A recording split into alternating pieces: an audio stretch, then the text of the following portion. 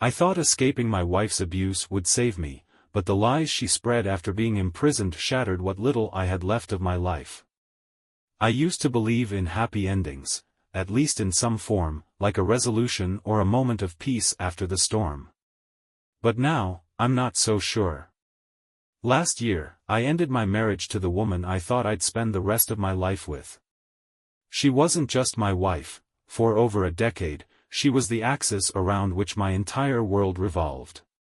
But that world had become unrecognizable. The emotional abuse crept in slowly, like a dense fog, subtle at first, easy to dismiss. By the time I realized how deep I was in, I could barely breathe. The breaking point came during a night so violent that I'm still stunned I made it out alive. I don't know if it was adrenaline, instinct, or sheer luck that got me through it.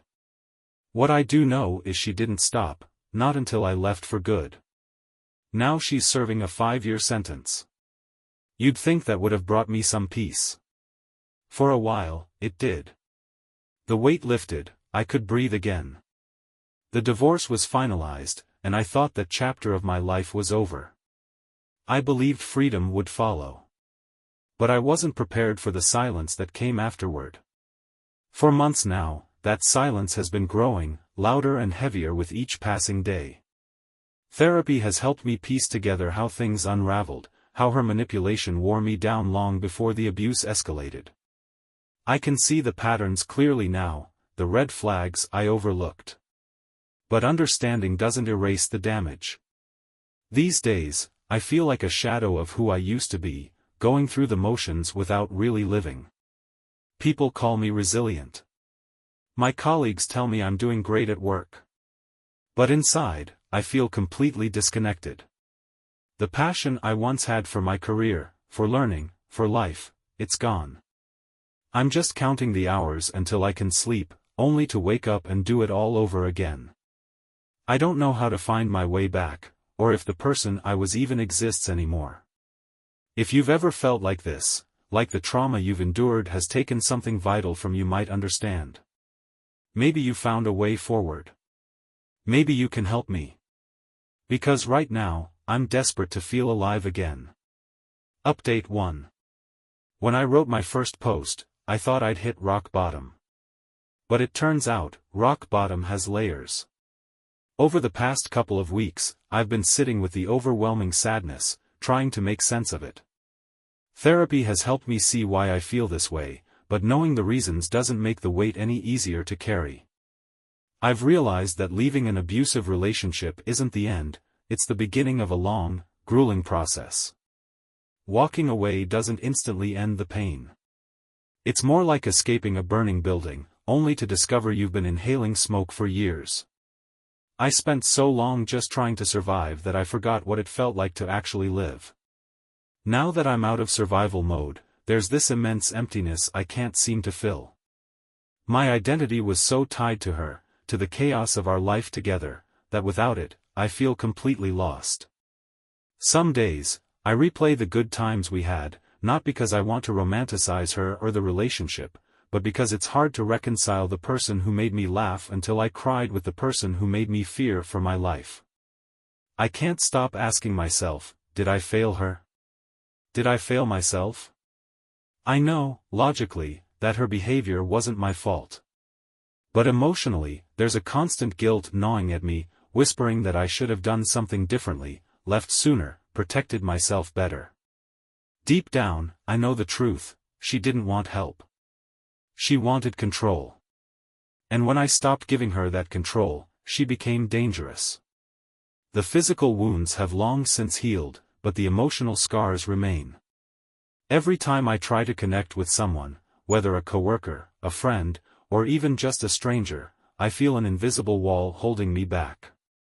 It's as though I've forgotten how to trust, not just others but myself. Work has become a strange escape for me. Numbers make sense when nothing else does. Solving problems feels concrete, even when everything else in my life feels unstable. But even that sense of purpose is fading. Sometimes, I catch myself staring blankly at my screen, wondering how I ended up here, drained of the passion I used to have for my work. I've been invited to social events, but the thought of making small talk, pretending I'm okay, feels unbearable. It's easier to decline, to stay home and let life carry on without me. I keep telling myself this feeling is temporary, that I just need time to heal. But then I wonder, what if this is who I am now? What if the version of me that existed before her is gone forever? My therapist recently suggested I write a letter to my former self, the person I was before the relationship. At first, it sounded pointless. What could I possibly say to someone I barely recognize anymore?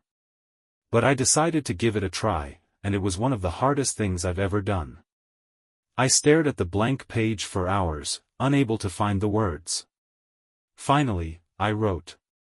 I'm sorry. I'm sorry I didn't protect you better. I'm sorry I let you lose yourself in someone else's chaos. I'm sorry for what you endured and for what you'll continue to endure.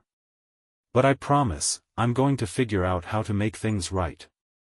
I don't know how yet, but I won't give up on you. It felt like I was apologizing to a stranger, or a ghost.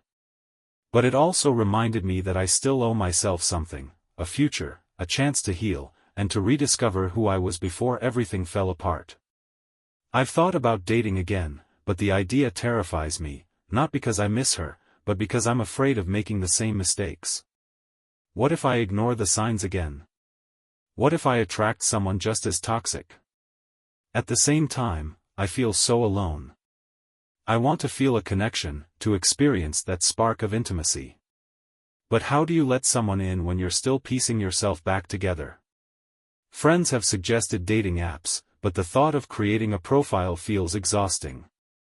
How do I condense my fractured life into a few photos and a cheerful bio? How do I present myself as someone whole when I feel anything but? Despite all this, there have been glimmers of hope, small, fleeting moments that remind me life still holds some beauty. A walk in the park where the sunlight broke through the trees in a way that felt almost magical. A favorite old song that made me smile, even if just for a second. A kind word from a coworker that felt unexpectedly warm. These moments don't last, but they remind me there's still something out there worth reaching for. I don't have the answers yet. I don't know what the next step looks like or how long it will take to feel like myself again. But I'm learning that healing isn't a straight path. Some days, I feel like I'm moving forward. Other days, it feels like I'm back where I started. For now, I'm focusing on the small things, attending therapy, staying close to the few people I trust, and reminding myself that it's okay to not have it all figured out. If anyone reading this has been through something similar, I'd love to hear how you found your way forward. What helped you start to feel alive again? Because right now, I'm just existing. And I need to believe there's more to life than this. Update 2.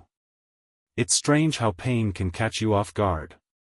Just when I thought I was making progress, something happens to pull me back. Healing, I've learned, is far messier than I ever imagined, filled with forward steps, backward stumbles, and stretches where it feels like I'm standing still. Since my last update, I've been trying to implement the advice people shared with me. I've been seeking out small joys, making tiny efforts to reconnect with others, and working to redefine what normal looks like for me. But there's no roadmap for this process, and rebuilding yourself feels as overwhelming as it does exhausting. Last week, I received an email from my ex-wife's lawyer. It was a routine matter, just an update about some financial details from the divorce. But seeing her name in my inbox felt like a punch to the gut. It's been over a year since I last saw her, but in that moment, it was as if no time had passed. The memories came rushing back, the fights, the fear, the sense of powerlessness that consumed my life for so long. For the rest of the day, I couldn't focus. Her voice echoed in my mind, twisting words in the same manipulative ways she used to. That night, I lay awake for hours, staring at the ceiling, wondering, will I ever stop being afraid of her? Even with her locked away, it feels like her shadow is always there, waiting to resurface. In an effort to push myself, I joined a beginner photography workshop. My therapist suggested it as a low-pressure way to meet people and focus on something creative. Walking into that first class was harder than I expected. Everyone else seemed so at ease, laughing and chatting about their families and weekend plans. Meanwhile, I clutched my camera, feeling like an outsider in a world I no longer understood. But I stayed. By the end of the session, someone complimented one of my photos. It was such a small thing, but it felt like a lifeline, a reminder that maybe I'm not as invisible as I feel. One of the hardest parts of this journey has been learning to forgive myself. Strangely, it feels easier to find excuses for her actions than to let go of the blame I place on myself. I can attribute her behavior to her own trauma, her inability to cope with emotions, or any number of reasons. But forgiving myself? That feels like an impossible task. I replay moments from our relationship over and over, dissecting them with the clarity I didn't have back then.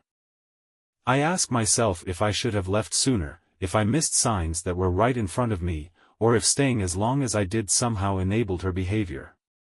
Deep down, I know I did what I could with the knowledge and resources I had at the time. But knowing that doesn't silence the guilt. Journaling has helped a little. Writing about these feelings, separating what's real from the shame I've internalized, has started to loosen the grip of self-blame. But there are still days when I wake up feeling like I failed, not just her, but myself. Work has been both a refuge and a trap. As a data scientist, I've always loved solving problems and creating meaningful solutions. It used to give me a sense of purpose. But now, even that feels hollow. I've thought about taking a break, maybe even leaving the field altogether. The idea terrifies me, stepping away from the only stable thing I have left, but part of me wonders if clinging to this job is holding me back, keeping me stuck in the same routine that feels so lifeless. Despite the heaviness, there have been small victories. The photography class, for one. Even though it still feels uncomfortable, I've signed up for the next session.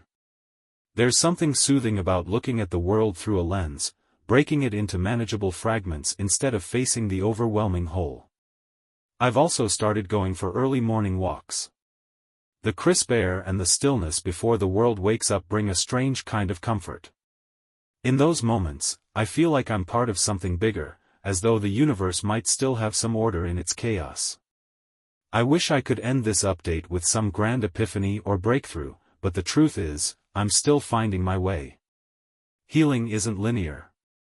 Some days, I feel like I'm making progress, other days, it's like I'm right back at square one. If nothing else, I've learned to take it one day, sometimes 1 hour, at a time. For now, I'm trying to focus on the small wins, therapy, staying connected to the few people I trust, and reminding myself that it's okay not to be okay. To everyone who's shared their stories and advice, thank you. It's strange how strangers on the internet can feel more supportive than people in your daily life, but I'm grateful for this space to connect. If you've made it this far, I'd love to hear what's helped you navigate your darkest times. How do you rebuild when everything feels shattered? Because even though the path ahead is unclear, I want to believe there's still light waiting on the other side. Update 3. I've started to realize that healing isn't just about letting go of the pain, it's about learning how to live alongside it. Since my last update, I've had moments where I thought I was finally moving forward, only to be blindsided by something that pulled me back. The process is exhausting, and some days it feels like I'm fighting a losing battle. But I'm still here. That has to count for something. Last week, a small but unexpected moment of kindness reminded me how much these little interactions matter. After the latest session of my photography class, one of the instructors came up to me. They said they noticed how much thought I put into framing my shots, how I seemed to capture details others overlooked. It wasn't much, just a few words, but they stayed with me. For the first time in a long time, I felt seen for something other than my struggles. The photography class has become one of the few things I look forward to. The act of focusing on a single frame, capturing a moment in time, it feels almost meditative. It's one of the only times my mind isn't spinning in endless circles, replaying the past or dreading the future. I've also started journaling more intentionally. Instead of just writing about the pain, I've begun documenting small moments of joy or peace, like the sound of rain on my window or the way sunlight dances on the walls in the morning. It's a slow process, but it's helping me reframe how I see the world. For so long, everything felt bleak, like a haze I couldn't escape.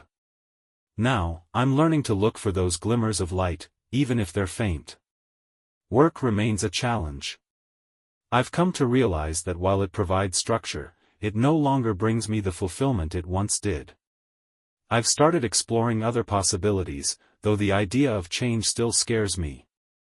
I've even considered pursuing something more creative, like photography, but I know it's a long way off.